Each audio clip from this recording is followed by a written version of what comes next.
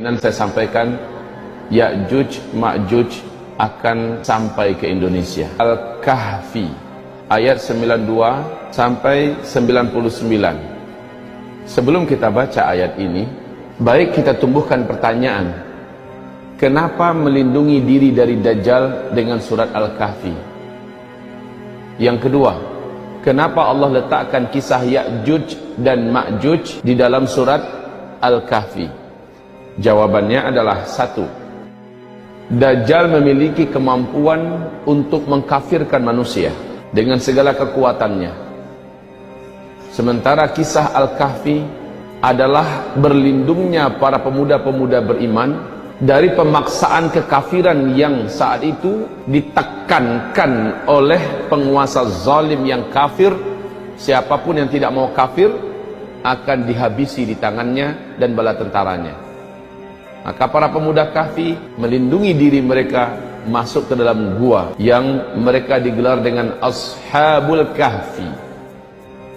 Dajjal nanti memaksa orang dengan segala macam trik, dengan kekuatan, dengan harta, dengan dunia, termasuk ancaman pembunuhan dan penyiksaan jika tidak mau bergabung dengannya, jika tidak mau menuhankannya.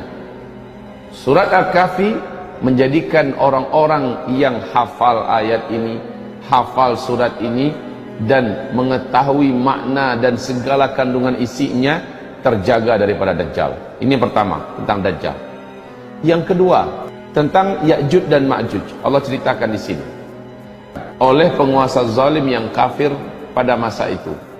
Di akhir zaman, Allah perintahkan seluruh orang yang beriman agar selamat dari ancaman kematian, teror kematian oleh Ya'juj dan Ma'juj, agar lari, dan pemimpin yang membawa mereka lari untuk selamat dari Ya'juj dan Ma'juj adalah Isa alaihi salam serta Al-Mahdi.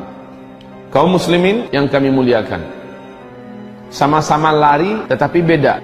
Kalau dari Ya'juj dan Ma'juj hanya menyelamatkan diri dari pembantaian, sementara kalau dari Dajjal, pembantaian itu bab terakhir. Pemurtadan dan pengkafiran, mau mukmin kita atau tidak, yang pokoknya siapapun manusia selain mereka wajib habis. Ini sebenarnya cita-cita Yahudi, Pak. Yahudi ingin habiskan seluruh manusia selain kelompok mereka. Tapi Yahudi masih agak sedikit punya cara. Kalau Ya'juj Ma'juj nggak ada cerita, brutal. Memang main tebas, main pancung, main cincang, main gantung, main bakar.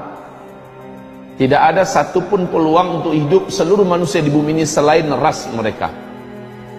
Bahwa hakikat Ya'juj dan Ma'juj ini benar-benar ada. Bagaimana Allah menceritakan mereka, kita perhatikan dan kita simak. A'udzu billahi minasyaitonir rajim. Ayat 92. Sebenarnya kisah mereka itu dimulai dari ayat 90 ya, kisah mereka, yakni tentang Zulkarnain. Tapi penekanan kita ambil dari ayat 92. A'udzu billahi minasyaitonir rajim. Bismillahirrahmanirrahim. Hatta idza balagha bainas saddain wajada min dunihima qauma la yakaduna yafqahuna qawla.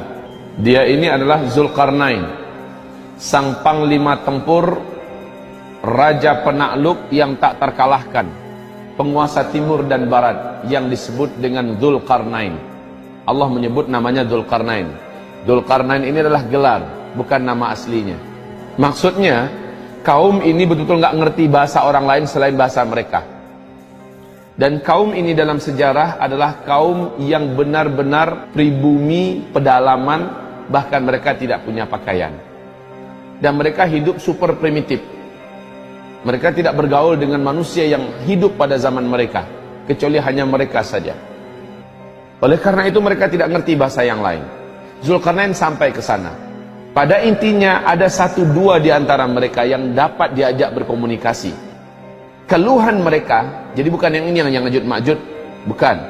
Tapi mereka adalah yang mengeluh dari karena seringnya Ya'juj Ma'juj atau kabilah Ya'juj dan Ma'juj menyerang mereka. Lalu mereka minta kepada Zulkarnain, jadikan kami dengan mereka itu ada pembatas yang menjadikan mereka nggak bisa menyerang kami.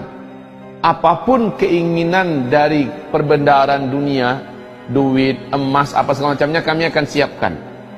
Walaupun suku ini suku primitif, tapi mereka memiliki perbendaharaan bumi, kekayaan emas segala macamnya. Zulkarnain menolak. Yang Allah berikan kepada saya lebih baik dengan apa yang ada di tangan kalian. Zulkarnain dengan gagah mengatakan, sorry, tidak tertarik dengan tawaran kalian. Tapi karena bangsa atau kabilah Ya'juj Ma'juj itu betul-betul real, memang terkenal kebiadaban dan kebrutalan buasnya mereka, siap, kami akan bantu kalian. Syaratnya kalian bantu kami. Kumpulkan semua besi yang ada di bumi ini, yang bisa kalian kumpulkan. Kumpulkan semuanya. Kemudian Zulkarnain mulai membuat cetakan untuk di mana dia akan ngecor dengan besi. Subhanallah. Orang ngecor dengan semen, ini ngecor dengan besi. Nggak tanggung-tanggung antara dua gunung. Gunung ini sama tingginya. Jadi dari puncak gunung ini ke puncak gunung ini, di sini dibuat cetakan. Di sana nanti akan dicor dari atas. Apa teknologi yang digunakan Zulkarnain? Makanya jangan dikatakan teknologi kita ini udah puncak, Pak.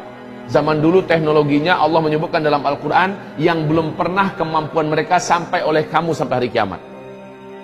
Jangan katakan bahwa kita sudah ada di puncak teknologi sekarang. Allah telah pernah menaikkan manusia di puncak teknologi, Allah hancurkan. Allah naikkan ke puncak teknologi, Allah hancurkan. Dan Allah berkata, teknologi yang ada pada mereka lebih baik daripada yang ada pada kita. Ya'juj dan Ma'juj ini sekali lagi nggak peduli. Ketemu binatang, binatang mereka tangkap, dan binatang itu mereka jadikan makanan mereka. Ketemu manusia, mau kecil, mau tua, wanita, laki-laki, pasti mereka cincang, mereka bantai. Dan kejahatan Ya'juj dan Ma'juj ini saking terkenalnya, sampai-sampai tidak ada satupun manusia yang sanggup melawan dan mengalahkan mereka saat itu. Dan ternyata ketika mereka lepas, Allah juga menyebutkan tidak ada satupun kekuatan di bumi yang sanggup menghadapi Ya'juj dan Ma'juj. Bahkan kekasih Allah Isa alaihissalam sekalipun tidak berkutik di hadapan Ya'juj dan Ma'juj.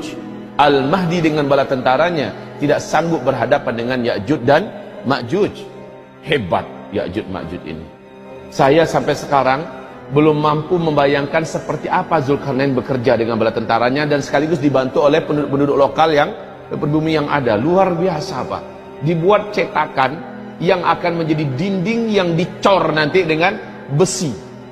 Ketinggian dinding itu nggak tanggung-tanggung, setinggi gunung di antara dua puncak gunung.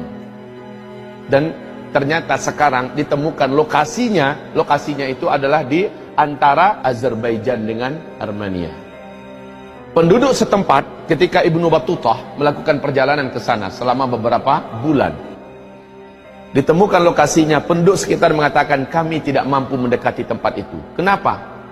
Setiap kali kami berusaha mendekati tempat itu, seluruh bulu roma kami berdiri. Kadang-kadang, kata penduduk tempatan, kami melihat ada manusia-manusia kecil sampai di atas, di bagian yang paling rata itu, Pak, ada sampai orang-orang kecil. Orang-orang kecilnya, orang KT-KT itu orang Asia lah. Yang pendek-pendek dibandingkan orang Eropa, orang Barat tinggi-tinggi. Kecil-kecil muncul ke atas. Setiap kali mereka sampai ke atas, kami melihat ada angin kencang menghantam, lalu mereka terjatuh kembali ke dalam. Setiap kali ada yang sampai ke atas, ada angin yang menghantam mereka, kembali terjatuh ke dalam. Ini kata penduduk setempat. Kemudian Ibnu Battutah memberanikan diri dengan orang-orang yang dibawanya, ekspedisi yang dibawanya, beranikan diri mendekat, didamping oleh beberapa penduduk yang pemberani. Lalu mereka dah mampu mendengarkan dari balik tembok besi itu ada suara yang riuh di dalam. Suara ribut macam kerja keras. Tang teng tong, papu papu, bekerja dengan suara-suara yang banyak. Subhanallah, uniknya tempat ini tidak mampu disenter oleh satelit yang ada. Inilah bentuk bungkus gaib yang Allah jadikan. Fisiknya ada, kekuatan gaibnya juga ada. Kekuatan ini tidak mampu ditembus oleh satelit dan teknologi manusia. Persis dengan segitiga Bermuda.